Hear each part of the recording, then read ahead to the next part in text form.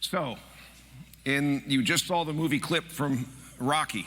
And in that movie, the eponymous character is a small-time boxer in Philadelphia of Italian descent, and he stumbles into a surprise opportunity when he's given the chance to box the world champion, Apollo Creed. And now it's quite an uphill battle that Rocky faces, given how he's going up against the greatest heavyweight boxer on the planet. But unlike Creed, he's pretty much on his own at first. And he practices, as you saw, using sides of beef in the cooler as his punching bag. And he runs to strengthen his heart. And early in the movie, he actually comes out to run early in the morning, and he's just struggling. He's really out of shape. But eventually he hooks up with this fiery old trainer who pushes him to train really, really hard. And even though rough around the edges and ill-prepared, Rocky perseveres. And in the iconic part of the movie that we just saw, we see him running again through Philadelphia, all the way to and up the steps of the Museum of Art, where this time he stands and he jumps in place, as we saw, with his arms raised in triumph. Even though Rocky would lose the fight with Apollo Creed by a split decision, that run up the steps would represent his personal triumph of not giving up or in to his self-doubts and achieving his goal of going the distance with the world champion boxer. This way, he proved to himself and everyone else that he wasn't just another bum from the neighborhood, in his words. Even though his hand wasn't lifted in victory at the end of the match, he was triumphant nonetheless as he cried out to his love, "Adrian, Adrian!" Faithful perseverance is the subject of our scripture from Hebrews. This New Testament book is sort of a letter but not in the typical form of Paul's letters to churches that we have in the New Testament. In fact, it was once thought to be written by Paul, but that's no longer the case. Biblical scholars have a lot of theories. We don't really know who wrote it, but the leading candidate is a person named Apollos, a Jew from Alexandria, where a Greek translation of the Hebrew scriptures known as the Septuagint, that was written in the 3rd and 2nd centuries BC, was popular and very used. And so that was quoted in Hebrews repeatedly, this Greek translation of the Old Testament, which was in Hebrew. And in fact, Apollos is referenced in the book of Acts as somebody who's well-versed in the scriptures, and he quotes them all through the book of Hebrews. So he may very well have been the author. Hebrews was directed to the Jewish Christians who were struggling with their Christian faith while feeling exclusion from Jewish society. How could they remain strong and loyal to Christ while facing pushback from those in their social order who didn't share their faith in Jesus? As one commentator said, they were discouraged and demoralized. And today's passage is intended to be a pick-me-up for them, but it can have the same benefit for us when we wrestle with the challenges of life we face that may cause us to question our faith too. It can also help us to see what really matters. You know, our faith can be a little rocky at times, can't it? Like the target audience of Hebrews, we may struggle now and then keeping our faith vibrant when we're surrounded by a society that seems increasingly distanced from Christian practice and principles. The United States is still, by the world's standards, a Christian society largely. But with each generation, this is less and less the case, and specifically less and less dedication to the church. I read that among the youngest 3 generations, millennials and younger, and I'm not picking on anybody, but this is just a fact, a trend that's happening, about 2/3 of Christians now, hear that, not all people, 2/3 of Christians as we get younger don't worship in person or online even once a month. 2/3 of the Christians don't worship at least once a month. They're defined then as non-practicing Christians. So if you're young and you're worshiping today, you get a big check mark. But it also means that you're in the minority among your peers. It means that you might be experiencing in your life exactly what the first century Jewish Christians were experiencing who received this letter encouraging them. because you're finding yourself more disconnected from those around you. In fact, we worshipers of all ages are too, because our society is not nearly as friendly toward Christians as it once was. Now, I want to add something here. Too much melding of Christianity and culture is not such a good thing either, such as when intolerance toward other religions is the byproduct, or when the Bible is used to justify unjust laws or practices such as racism, as in the past. But aside from those negative extremes, I think it's safe to say that when Christianity's positive influence on society wanes, we all suffer. And that does seem to be the case right now with all the violence and all the incivility toward one another. It's hard not to be discouraged. If our faith is a little rocky for these reasons, then maybe we should look to Rocky for some insights. Surprisingly, this movie character, played by Sylvester Stallone, reveals what might be seen as principles of faith set forth in today's passage from Hebrews. First of all, although he was disadvantaged in terms of polish, experience, and resources as compared to Apollo Creed, Rocky nonetheless acted with faith that he could overcome these challenges and stand toe-to-toe with the champion.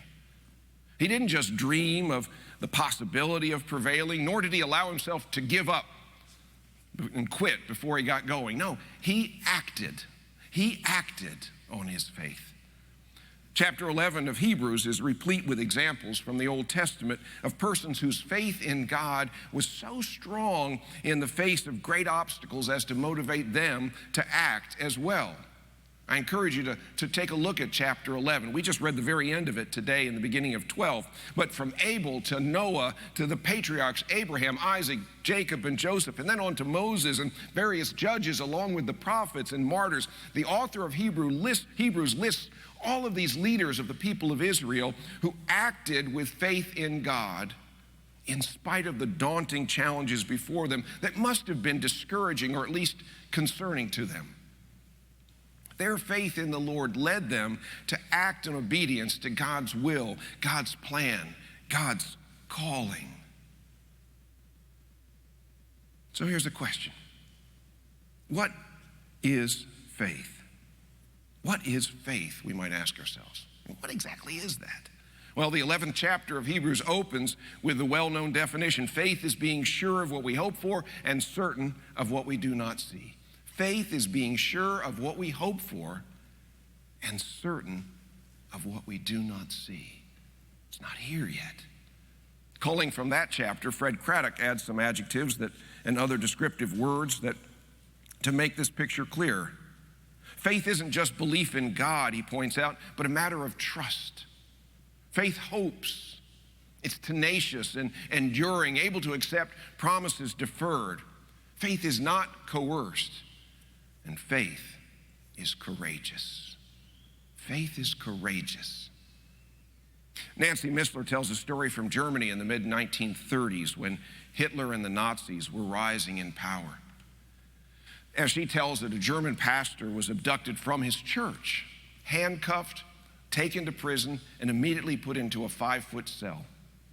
And suspected of aiding Jews, there was no hearing, no trial for him, not even time for him to let his family know what had happened to him. He was just hauled off to jail. For weeks, this gentle pastor asked the prison guard outside his cell door if he could use the phone at the end of the hall to call his wife and family and at least let them know that he was alive. The guard, however, was a contemptible man who hated anyone who had anything to do with Jews. He would not only would he not let the pastor use the phone, but he also determined to make the pastor's life as miserable as possible. The sadistic guard purposely skipped the pastor's cell when meals were handed out. He made the pastor go weeks without a shower. He kept lights burning in his room so he couldn't sleep. He blasted his shortwave radio, hoping the constant noise would break the pastor's spirit, hoping he would give in to that. He used filthy language, he pushed him, he shoved him, and when he could, he arranged for the pastor to have the most difficult job on the labor force. The pastor, on the other hand, prayed over and over again not to let his natural hate for this guard to consume him. He chose instead to forgive him and to show him God's unconditional love. As months went by, whenever he could, the pastor smiled at the guard. He thanked him for the meals that did come. And when the guard was near his cell, the pastor told him about his wife and his children. He even questioned the guard about his own family and about his goals, ideas, and visions. And one time, for a quick moment, he had a chance to tell the guard about Christ and his love. The guard never answered a word, but obviously heard it all. After months of the pastor's choosing unconditionally to love this terrible guard, God's love finally broke through. And one night, as the pastor was again quietly talking to him, the guard cracked a smile. The next day, instead of his cell being skipped for lunch, the pastor got 2. The following evening, he was not only allowed to go to the showers, but he was also allowed to stay as long as he wanted. The lights began going off at night in his cell, and the radio noise ceased. And finally, one afternoon, the guard came into the pastor's cell, asked him for his home phone number, and he personally made the long-awaited call to the pastor's family. A few months later, the pastor was mysteriously released with no questions asked. This is faith. This is faith. Courageous faith, persevering faith, with obstacles that likely would make almost anyone's faith a little rocky. Rocky in the movie persevered too. He never gave up in spite of his challenges. The image of his running can be instructive for us. Yesterday morning, I went for a jog in my neighborhood. And you know how they talk about hitting the runner's high? It is amazing. But no matter how long I run, I always experience a runner's high at exactly the same moment without fail. It's the second I finish. You see, I jog not because I enjoy it, but because I believe it's good for my health. I love to hike on mountain trails, to ride my bike, to play tennis and other sports, but I don't enjoy running. And so as I run, sometimes I'm tempted to stop and walk instead. But I fight that impulse because aside from the fact that it would feel like I'm failing in my goal to run, it's more difficult to start running again once you've paused. It's easier just to keep on going, to persevere. And that's how it is with our faith journeys. There are times when we might want to stop and take a break, to pause from active engagement with Christ and the church. The danger is that it's much harder to start up again after we do. Now, for many, COVID has been the big rock that blocked their running path when it comes to faith engagement, but really, COVID merely accelerated trends that already existed. I mentioned earlier the decreasing frequency of worshiping habits of many Christians. That trend predated COVID. It's simply gotten worse with it. When Rocky runs through Philadelphia and up the steps of the Art Museum, he becomes a metaphor for what we need to do in our faith journeys. Maybe we don't run so much as walk, but the point is the same. We should not stop in our journey, even when the going gets tough, even when we're huffing and puffing with exhaustion, even when we're afraid about what lies ahead, even when we're confused about where we might be headed. We should persevere. We should persevere. And that brings us to one more lesson from Rocky. As you likely recall, the movie franchise was very popular, and quite a number of Rocky movies were made. In Rocky II, the running scene is repeated. Let's see how it goes this time.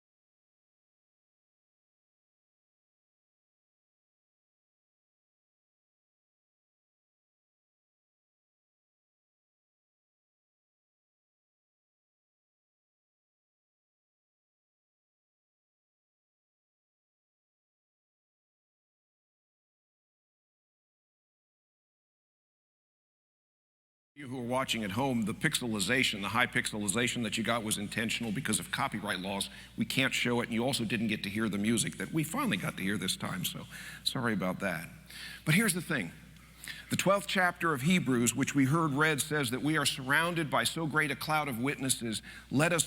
Since we are, let us run with perseverance the race that is set before us, looking to Jesus, the pioneer and perfecter of our faith. Let me say that one more time. Since we are surrounded by so great a cloud of witnesses, let us run with perseverance the race that is set before us, looking to Jesus, the pioneer and perfecter of our faith. You see, Jesus is the pioneer of our faith because he's the one who has founded it. He leads us on our journey of faith into new territory, and he's the one whom we should follow. Jesus is also the perfecter of our faith, which means that he sets things right and thus makes it possible that we can enjoy what he experiences, communion with God the Father. We reach this pinnacle by running with perseverance the race that is set before us, looking to Jesus. That's the image that I see in the triumphal scene in Rocky II. And using our imagination with respect here, Rocky in that scene represents Jesus. As all of the children from his neighborhood, that would be you and me, his children from the church neighborhood, run with perseverance after him, looking to him, following him. Jesus makes the way. Jesus is the way, and we are to follow as disciple runners. Now let me wrap this up by saying this. Rocky had the rematch fight with Apollo Creed still ahead of him when he ran up those stairs, followed by all the children. It wouldn't be easy, and it would not be without great pain and sacrifice, but they were all joyous because they knew the ultimate outcome. Rocky was going to win. Of that they were sure. They had faith in that in spite of the challenges that lay ahead. Jesus, Hebrews tells us, endured the cross because of the joy that was set before him. Jesus was victorious over sin and death through the cross, and now is seated at the right hand of the throne of God. The celebration of the children dancing joyfully around Rocky in the movie is how we should be celebrating with Jesus over his victory, which has become ours because he is the pioneer and perfecter of our faith. In our case, maybe more so, because Jesus' victory has already been obtained. And so no matter what challenges we may experience, Hebrews encourages us to persevere, to endure faithfully as Jesus did. Doing so can give us peace in the midst of tumult, hope when we feel lost, joy where worry would otherwise dominate. These blessings are ours when we run with perseverance with Jesus.